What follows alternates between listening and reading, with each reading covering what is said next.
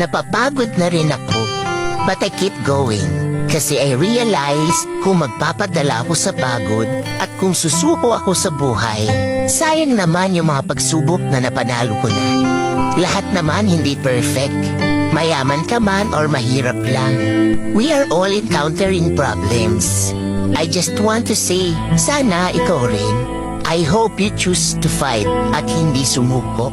There are better days coming. Magpahinga ka kung pagod ka, pero huwag kang sumuko sa buhay ha. Just